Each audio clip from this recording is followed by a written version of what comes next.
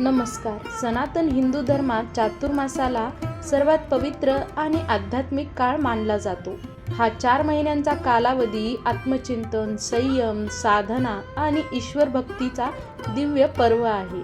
धार्मिक मान्यतेनुसार आषाढी एकादशी म्हणजेच देवशयनी एकादशीला भगवान श्रीहरी विष्णू क्षीरसागरात योग निद्रा घेतात आणि पुढील 4 महिने ते विश्रांती घेतात. त्यानंतर कार्तिकी एकादशी म्हणजे देवउठणी एकादशीला भगवान पुन्हा जागृत होतात. या 4 महिन्यांच्या कालावधीला चातुर्मास असे म्हटले जाते. शास्त्रांमध्ये वर्णन आहे की हा काळ माणसाला सांसारिक मोह मायेपासून वर उठून ईश्वराच्या जवळ जाण्याची संधी देतो. पावसाळ्यातील या 4 महिन्यात प्रकृती ही शांत आणि सौम्य होते. म्हणून ऋषीमुनी एका ठिकाणी राहून जप, तप आणि सत्संग करतात आणि धर्मोपदेश देतात. पंचांगानुसार 2026 मध्ये चातुर्मास हा 25 जुलै देवशयनी एकादशी पासून सुरू होत असून 20 नोव्हेंबर शुक्रवार देवउठणी एकादशी पर्यंत राहील. सनातन हिंदू परंपरेत चातुर्मासाला अत्यंत विशेष स्थान आहे. धार्मिक विश्वास आहे की भगवान विष्णू योगनिद्रेत गेल्यानंतर सर्व देवकार्य स्थगित होतात. त्यामुळे या काळात विवाह, गृहप्रवेश किंवा इतर मांगलिक कार्ये टाळली जातात. दुसरीकडे हा काळ साधना, आत्मसंयम आणि भक्तीसाठी सर्वोत्तम मानला जातो.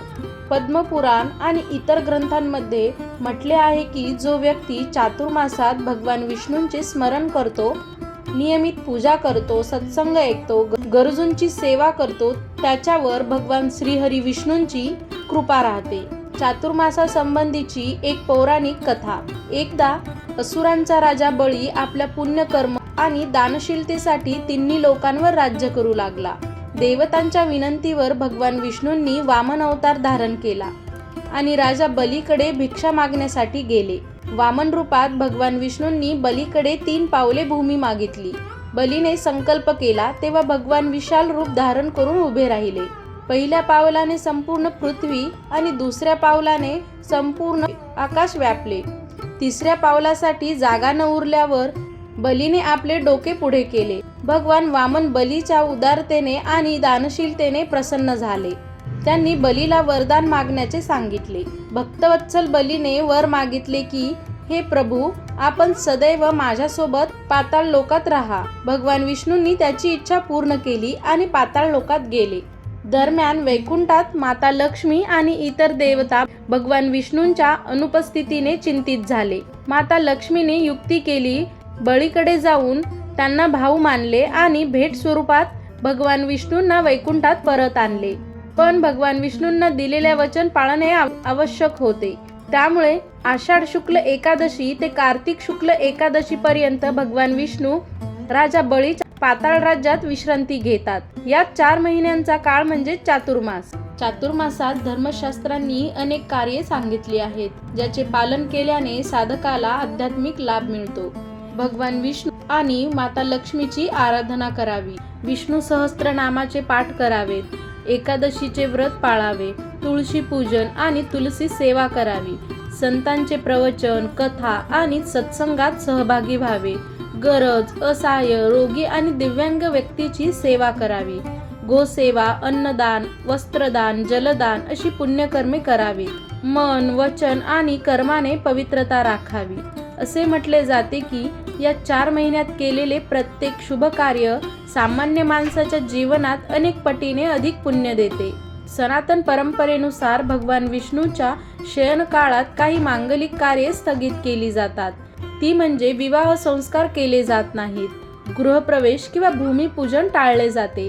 मुंडन आणि यज्ञोपवीत संस्कार केले जात नाहीत. नवीन मांगलिक कार्यांचा आरंभ पुढे ढकलला जातो. पण धार्मिक अनुष्ठाने, कथा, भजन, सत्संग, जप आणि सेवा कार्ये चातुर्मासात केली जातात. सनातन धर्मात दानाला धर्माचा प्रमुख आधार मानला जातो. शास्त्रात म्हटले जाते की श्रद्धा आणि निष्काम भावनेने केलेले दान खरे पुण्य देते. जसे नदीतून असंख्य पक्षी आणि प्राणी पाणी पितात तरी नदीचे पाणी कमी होत नाही, तसेच तुम्ही निस्वार्थ भावनेने केलेले दान आणि भगवान श्रीहरींची कृपा तुम्हाला असल्यास तुमचे धन कधीही संपत नाही. चातुर्मासात अन्नदान, वस्त्रदान, गोसेवा, विद्यादान आणि गरजूंची मदत विशेष फलदायी, पुण्यदायी मानली जाते. जो व्यक्ती या काळात श्रद्धेने भगवानाचे स्मरण करतो, सात्विक जीवन जगतो, धर्मग्रंथांचा अभ्यास करतो आणि समाजातील गरजूंना मदत करतो, त्याच्या जीवनात सकारात्मक बदल होतात. मनाला शांती मिळते, कुटुंबात सुख समृद्धी राहते आणि ईश्वराची कृपा प्राप्त होते. चातुर्मास हा आत्मशुद्धीसोबत सेवेचाही महापर्व आहे. हा असा काळ आहे जेव्हा आपण आपल्या धर्माला केवळ पूजापाठापुरतेच मर्यादित न ठेवता करुणा आणि परोपकाराद्वारे जिवंत करू शकतो. या पवित्र काळात जर आपण कोणाला मदत करू तर ती सेवा थेट भगवान श्रीहरी विष्णूंना समर्पित मानली जाते. या पवित्र चातुर्मासात अनेक संस्थानांमार्फतही तुम्ही गरजूंना मदत करू शकता. अशाच नवनवीन माहितींसाठी चॅनलला नक्की लाईक, शेअर आणि सबस्क्राईब करा. धन्यवाद.